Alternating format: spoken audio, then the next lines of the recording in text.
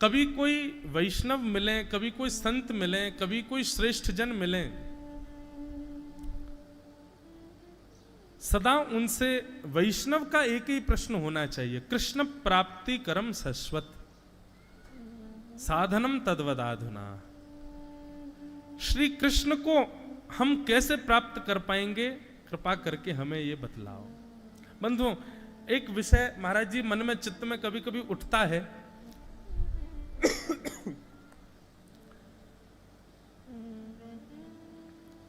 मानव कल्याण का उद्देश्य क्या है? कभी स्वयं से प्रश्न कीजिए कि मानव कल्याण कैसे होगा, मानव कल्याण है क्या? किस चीज में मानव कल्याण? कई लोग धनवान होने को कल्याण समझते हैं अपना, कई लोग ऐश्वर्यवान, यशवान, कीर्तिवान होने को ही अपना कल्याण समझते हैं। अच्छी डिग्रीज मिल जाना, बहुत नॉलेजेबल हो जाना, बहुत सारे लोगों से संपर्क होना, राजनेताओं से उठक बैठक होना, कई लोग अपने लिए अलग अलग कल्याण का विषय समझते हैं। जो चाहते हैं वो मिल जाना, इसको कल्याण का साधन समझ लेते हैं। पर वास्तविक में मूल साधन एक वैष्णव के लिए, एक भक्त के लिए उसके कल्याण का साधन क्या है? उसको कृष्ण प्रिय लगने लग जाएं, ये नहीं, कृष्ण को वो प्रिय लगने लग जाए, ये उसके कल्याण का साधन है। हमारा कथा सुनना, हमारा जप करना, हमारा नियम करना, हमारा साधना करना, गंगा स्नान करना, त्रिकाल संध्या करना, हमारे जो कुछ भी नियम हैं, हमारे जो कुछ भी साधन हैं, सब साधनों से एक वस्तु की प्राप्ति, एक भाव की प्राप्ति कि कृष्ण हमको प्रिय लगे। नहीं, कृष्ण सबको प्रिय लगते हैं। राम जी सुर्पनखा को भी प्रिय लग गए थे। सुर्पनखा राम जी से ब्याह करने चली गई, इसका मतलब राम जी उसको प्रिय लगे। तो राम जी आपको प्रिय लग जाएं, कृष्ण आपको प्रिय लग जाएं, ये कोई बड़ी बात नहीं है, वो लग जाएंगे प्रिय आपको। हमारा कल्याण उसमें, हमारी साधना का कल्याण, हमारे जप नियम तप सबका कल्याण उसमें कि हमारे समस्त साधनों से कृष्ण को हम प्रिय लगे, हम उनके प्रिय बने। अब तो कुछ दिनों से हम इसी भाव से ही कथा करते हैं कि बस कृष्ण प्रिय बनना है, वो प्रिय लग जाए, वो कोई बड़ी बात नहीं है। किसी के चित्त में भक्ति प्रकट हो जाए, आजकल सबके चित्त में आ जाती है भक्ति, कोई बड़ी बात नहीं है। भक्ति चित्त में आना बड़ी बात नहीं है, तुम्हारा सुमिरन ठाकुर जी के चित्त में आना, ये हमारे कल्याण का साधन।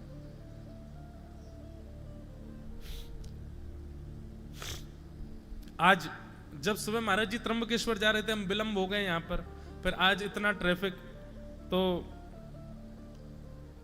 अब ऐसा नियम रहता है कि कहीं धाम तीर्थ क्षेत्रों में कथा करने जाते हैं तो प्रयास करते हैं कि जितने दिन रहें उतने दिन रोज दर्शन करने जाएं।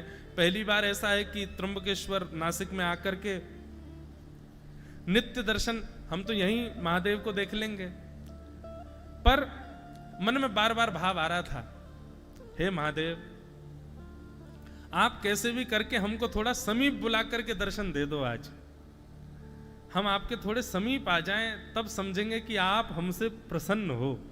आज महाराज जी मैं कहीं भी मंदिर में जाऊं ना, पहले कुछ सोच के जाता हूं, ऐसे रंग की पोशाक हुई तो समझ जाएंगे ठाकुर जी हमसे प्रसन्न है।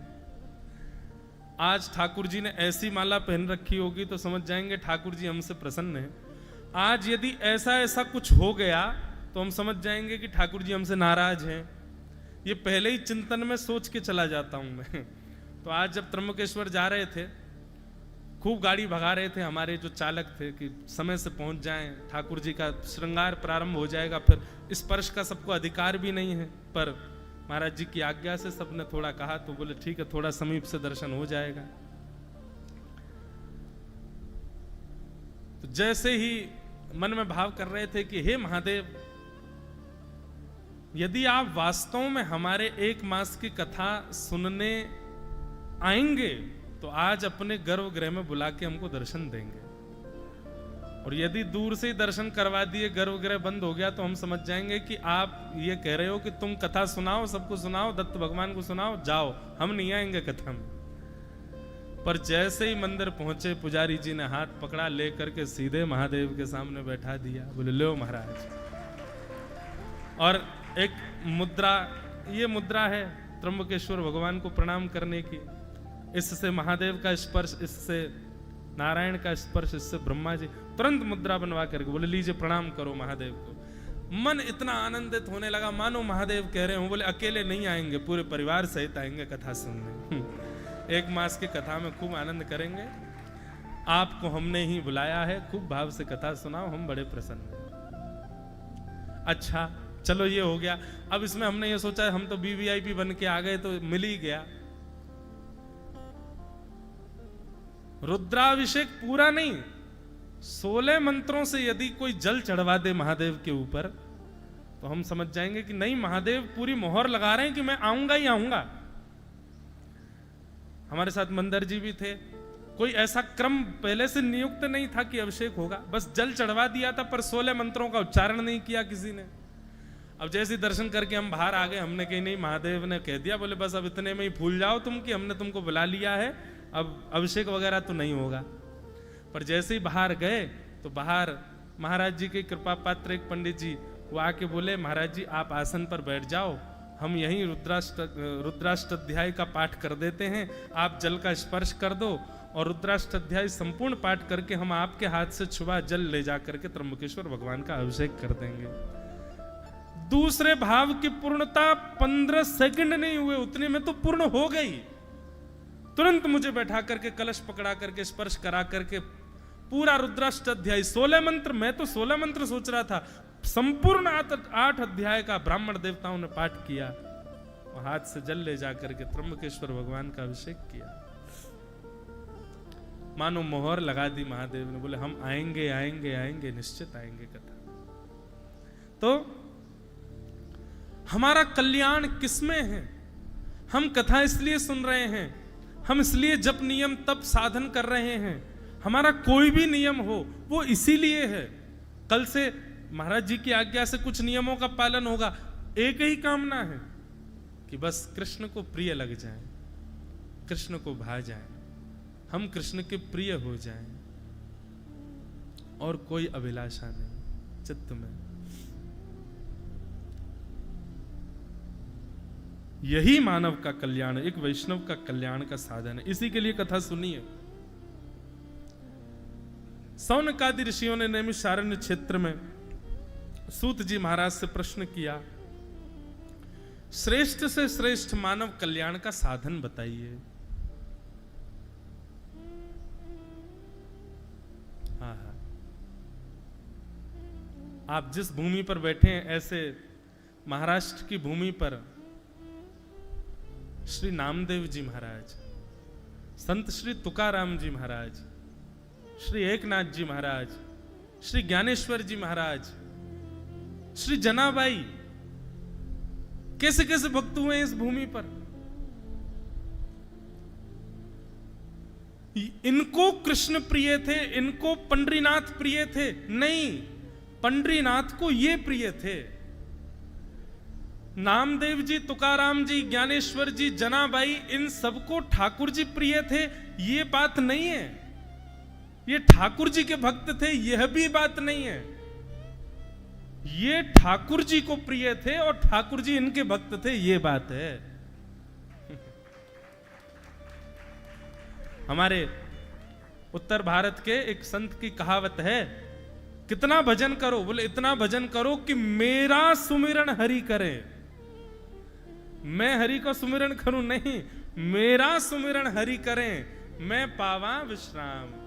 ठाकुर जी मुझे याद करें, इसमें हमारा कल्याण। जनाबाई की इतनी चर्चा सुनी कबीरदास जी ने।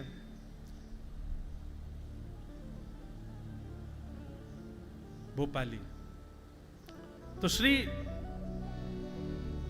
जनाबाई की इतनी चर्चा सुनी कि बोले महाराष्ट्र में एक परम भक्ता है जनाबाई, ठाकुर जी की परम भक्त है। श्री कबीरदास जी उनका दर्शन करने के लिए आए। और जैसे ही दर्शन करने के लिए पहुंचे, पूछते पूछते जनाबाई कहाँ है, जनाबाई कहाँ है, उनको प्रणाम करना है। किसी ने मार्ग बता दिया, वहां चले जाओ, उधर बैठी हैं। संभवतः उसी समय क्या देखा, जैसे ही कबीरदास जी का पहुंचना हुआ तो दो आपस में पड़ोसी माताएं एक दूसरे से लड़ रही थीं। मराठी भाषा में लड़ रही थी। अब हमको बोलनी तो आती नहीं, तो बताते कैसे लड़ रही थी। एक दूसरे से लड़ रही थी और किस बात पे लड़ रही थी, गोबर के ऊपले खींच रही थी। एक मैया कह रही थी ये मेरा है, दूसरी कह रही थी ये मेरा है। और भीड़ चारों तरफ खड़े होकर के देख रही थी। कबीरदास जी ने पूछा भैया क्या हो रहा है? बोले लड़ाई हो रही है। लड़ाई हो रही है, अच्छा ये सब छोड़ो, ये बताओ जनाबाई कहाँ है? बोले वो सामने जो कंडा खींच रही है वो जनाबाई तो है। वो जो गोबर का उपला खींच रही हैं और जोर जोर से चढ़ चढ़ के सामने वाली के ऊपर जो चढ़ रही हैं, बार बार मुष्टिक दिखाती हैं। क्या कैसे बोलेंगे मराठी? माझा कंडा। क्या गोबर के उपले को क्या बोलते महाराज जी? हैं? गोबरी, माझी गोबरी। माझी मतलब मेरी। मराठी भाषा भी बड़ी अच्छी। मराठी भाषा में कहीं कहीं संस्कृत के शब्द आते हैं। माझे माहेर पंढरी आहे भीवरे तेरे। हमको एकाध अभंग भी महाराज जी गाएंगे ना, कथा में सुनाएंगे बीच बीच में। माझे बहन चंद्रभागा तकरे से पाप भंग। माझे माहिर पंढरी आहे भीवरे तेरी। श्री एकनाथ जी महाराज का पद। एकनाथ जी कहते हैं बाप आणी माझे विठ्ठले रखुमाई। एकनाथ जी से किसी ने पूछा आपका परिवार कहाँ है, तो अपने परिवार का वर्णन कर रहे हैं। यहां महाराष्ट्र के भक्तों के भाव इतने सुंदर हैं कि क्या बताएं। एकनाथ जी कहते हैं मेरे माता पिता कौन है? बोले विठ्ठले रखुमाई। विठ्ठल और श्री रुक्मणी जी मेरे माता पिता हैं। और बोले माझी बहन चंद्रभागा। चंद्रभागा मेरी बहन है। बोले कैसी बहन है? बोले जो सबके पापों को दूर करती है, ऐसी चंद्रभागा मेरी बहन है। अच्छा तुम्हारा मायका कहाँ है? बोले माझे माहिर पंढरी। पंढरपुर मेरा मायका है। एका जनार्दनी शरण, एका जनार्दनी शरण, एका जनार्दनी शरण। शेखनाथ जी महाराज ऐसा सुंदर भाव गाते। तो कथा चल रही जनाबाई की। जनाबाई लड़ रही हैं। कबीरदास जी बोले जनाबाई कहाँ है? बोले ये जो कंडा मांग रही हैं, माझी गौरी कहकर के जो खींच रही है यही है जनाबाई। कबीरदास जी बोले राम राम राम राम। इनकी इतनी प्रशंसा सुन के आया था मैं।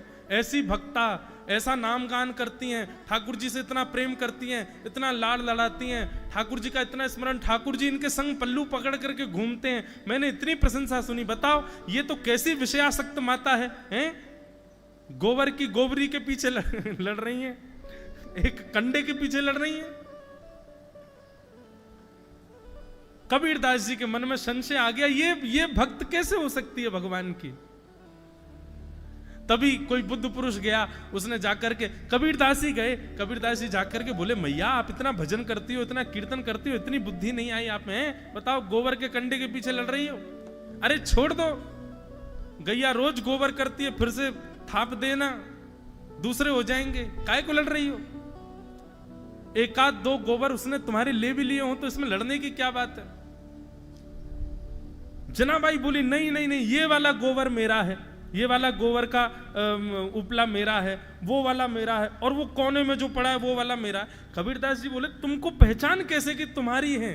अरे गोबर के उपले एक जैसे दिखते हैं, तुमको कैसे पता कि तुम्हारे यहां की गैया का गोबर का उपला कैसा है?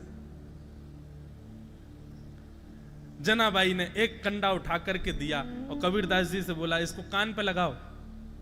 कबीरदास जी ने कान पे लगाया। बोले कुछ सुनाई दिया? बोले नहीं। अब ये मेरा कंडा है, इसको कान पे लगाओ।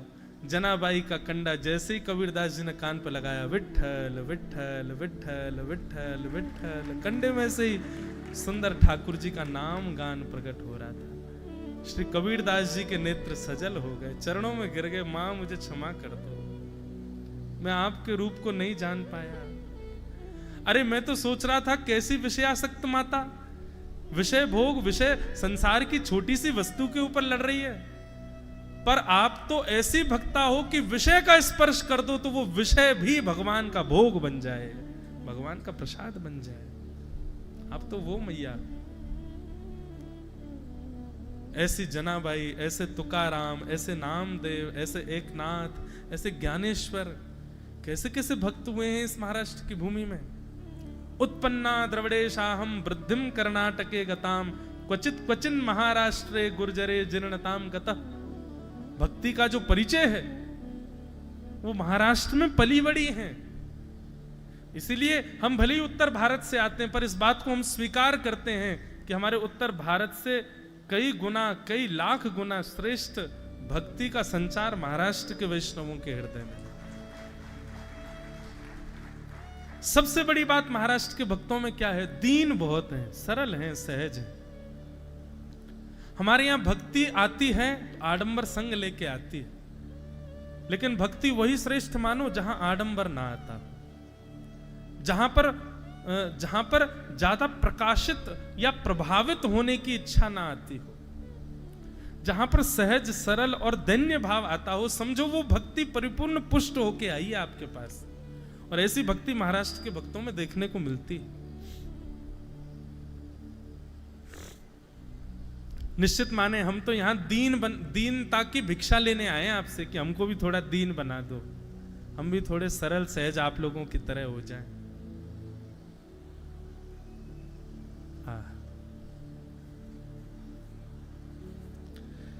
ऐसी तो क्या विषय चल रहा था? मानव का कल्याण किसमें? उसको ठाकुर जी प्रिय लगे इसमें नहीं, ठाकुर जी को वो प्रिय लगे उसमें। ये जितने भक्तों की चर्चा हम सुनते हैं, इनको ठाकुर जी प्रिय नहीं है, ठाकुर जी को ये प्रिय हैं। इसलिए भैया अपने जप, नियम, साधन, तप, व्रत, अनुष्ठान, कथा, सबके पीछे एक ही उद्देश्य रखो, हम ऐसे बने कि हम ठाकुर जी को प्रिय लगे, हम ठाकुर जी के प्रिय बने। सब सौनकादि ऋषियों ने पूछा कि महाराज मानव कल्याण का साधन बताइए। तब यहां सूत जी महाराज कहना प्रारंभ करते हैं, काल व्याल मुखग्रास त्रास निर्णास हेतवे श्रीमद्भागवतम शास्त्रम कलौ कीरेण भाषितम। भैया श्रीमद् भागवत शास्त्र यदि इसका परिपूर्ण भक्तिभाव से प्रेम युक्त होकर के यदि कोई अनुसंधान करे, इसका श्रवण लाभ प्राप्त करे, तो इस कलिकाल में भी भगवत प्राप्ति संभव है। सौनकादि ऋषियों ने पूछा, महाराज जी भागवत का थोड़ा महात्म तो सुनाइए, ये भागवत जी की कथा है क्या, किसने किसको सुनाई, कैसे सुनी जाती है, इसके बारे में थोड़ा विस्तृत जानकारी दीजिए। तब यहां पर सूत जी महाराज कथा सुनाते हैं कि एक बार की बात है, नारद जी महाराज बद्रीनाथ गए। बद्रीनाथ में उनको सनक सनंदन सनातन सनत कुमार मिले। आपने दर्शन किए, आज महाराज जी ने मुझे दर्शन कराए। मंदिर के श्री दत्त भगवान के दाहिने भाग में ही ना, सनक सनंदन सनातन सनत कुमार। एक प्रकार से आप ऐसा कह दें तो कोई अतिशयोक्ति नहीं। अभी मंदिर पूर्ण तो बना नहीं, जितना बन गया है उतने में भी आपको भागवत का दर्शन होगा, प्रत्यक्ष स्थूल भागवत जी। सनकादि ऋषि, नारद जी एवं महाराष्ट्र के समस्त भक्त सबके दर्शन थे। और सबसे बड़ी बात, मैंने अधिकतर मंदिरों के दोनों तरफ मुख्य द्वार पर जय विजय को देखा, लेकिन श्री दत्त भगवान के द्वार पर प्रहलाद और श्री ध्रुव जी महाराज खड़े हाथ जोड़ करके, छोटे छोटे से। कितना सुंदर दर्शन। ऐसा कह दूं तो कोई अतिशयोक्ति नहीं, ये साक्षात श्रीमद् भागवत जी को ही स्थूल रूप में बनाया जा रहा है। मंदिर का दर्शन चारों तरफ घूम के कर लिया जाए, यहां पर अंकित उन चित्रावली और उन रूपों का दर्शन कर लिया जाए तो समझ लो आपने भागवत जी के दर्शन कर लिए। अब जाइएगा, करिएगा। द्वार के दोनों तरफ ध्रुव और प्रहलाद, द्वार के दाहिने तरफ यहां से जाएंगे तो सनक सनंदन सनातन सनत कुमार, द्वार के पीछे तुकाराम, नामदेव जी, ज्ञानेश्वर आदि यहाँ के सब। उससे थोड़ा परिक्रमा लगा के और आएंगे तो एक तरफ नारद जी खड़े हैं, और कौन कौन है वो मैं भी दर्शन करके फिर कल और बताऊंगा, और कौन कौन है, कहाँ है, कैसे हैं। फिर दत्त भगवान के रूप का चिंतन करेंगे। 3 मुख हैं, पीछे गैया खड़ी है, 4 ग्राम सिन्न बैठे साथ में, सबका रूप चिंतन होगा। त्रिशूल है, सुंदर, कैसे कैसे क्या क्या भाव हैं, सबका वर्णन करेंगे। तो महात्मा सुनाइए महाराज, ये भागवत जी क्या है। तब बताया कि बोले एक बार की बात है, नारद जी महाराज बद्रीनाथ गए। बद्रीनाथ में जाकर के उन्होंने सनत कुमारों को बताया कि बोले महाराज, अहम तुम पृथ्वीं यातो ज्ञात्वा सर्वोत्तमामिति, पुष्करम च प्रयागम च काशी गोदावरी तथा हरिक्षेत्रे कुरुक्षेत्रे श्रीरंगम सेतुबंधनम एवमादिषु तीर्थेषु भ्रममाण इतस्ततः नापश्यं कुत्र शर्म मनस्संतोषकारकं कलीना धर्ममित्रेण धरेयं बाधिताधुना। नारद जी महाराज कह रहे हैं, बोले भैया मैंने सब जगह भ्रमण कर लिया। यहाँ पर तीर्थ क्षेत्रों का नाम ले रहे हैं नारद जी। अब किसी ने मुझसे प्रश्न किया था, बोले नारद जी ने तीर्थ क्षेत्रों के नाम क्यों ले लिए? नारद जी बंबई क्यों नहीं गए, दिल्ली क्यों नहीं गए, कलकत्ता क्यों नहीं गए? यहाँ पर लिखा हरिक्षेत्रे कुरुक्षेत्रे श्रीरंगम सेतुबंधनम और पुष्करम च प्रयागम च काशी गोदावरी। गोदावरी माने यही स्थान, नासिक, त्र्यंबकेश्वर, इन सब जगहों के नाम लेकर के और फिर बाद में कहते हैं मेरे मन को संतोष नहीं मिला।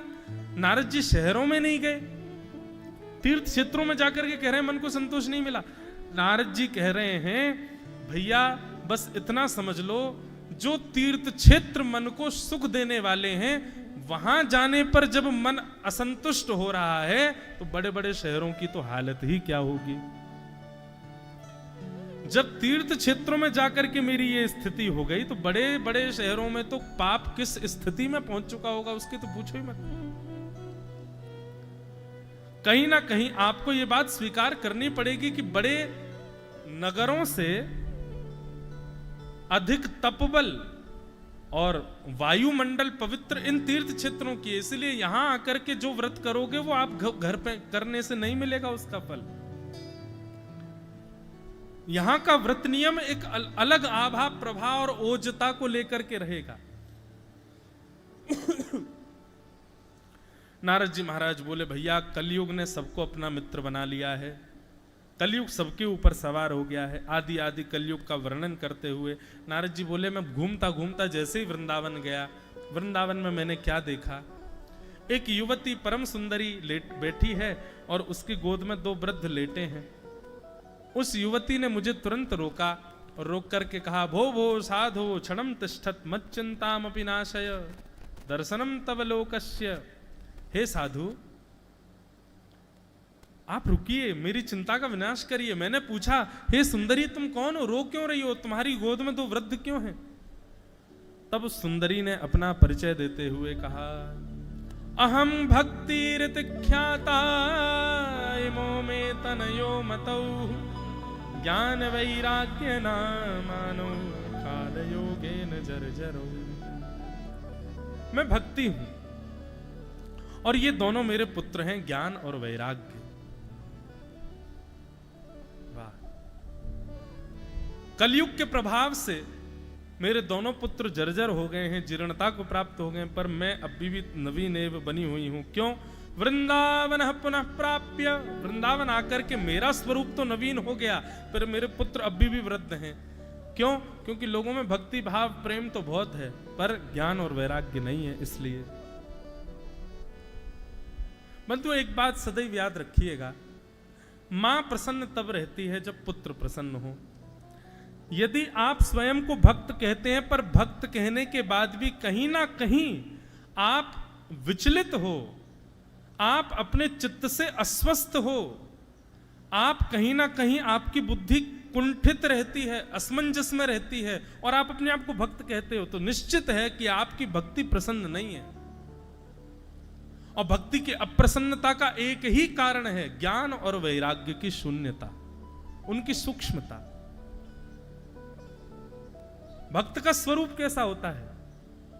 जहां ले चलोगे वहीं मैं चलूंगा, जहां ले चलोगे वहीं मैं चलूंगा। करताल बजा के गाओ, बड़े भाव से गाओ। जहां ले चलोगे वहीं मैं चलूंगा, जहां ले चलोगे वहीं मैं चलूंगा। ओ जहां नाथ रख दोगे, जहां नाथ रख दोगे, जहां नाथ रख दोगे, जहां नाथ रख दोगे, ओ वहीं मैं रहूंगा, जहां ले चलोगे वहीं मैं चलूंगा, जहां ले चलोगे वहीं मैं चलूंगा। ओ जहां ले चलोगे वहीं मैं चलूंगा, जहां ले चलोगे वहीं मैं चलूंगा। श्री पंडरीनाथ भगवान की जय।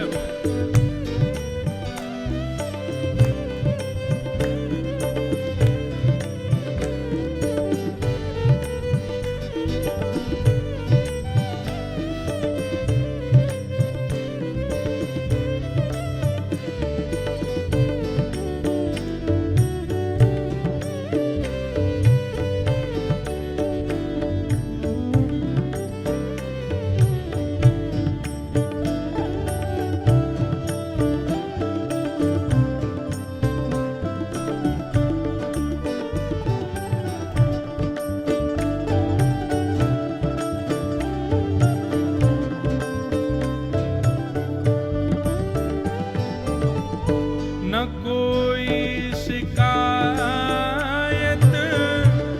नहीं कोई अर्जी, कर लो करा लो प्रभु जो है तेरी मर्जी।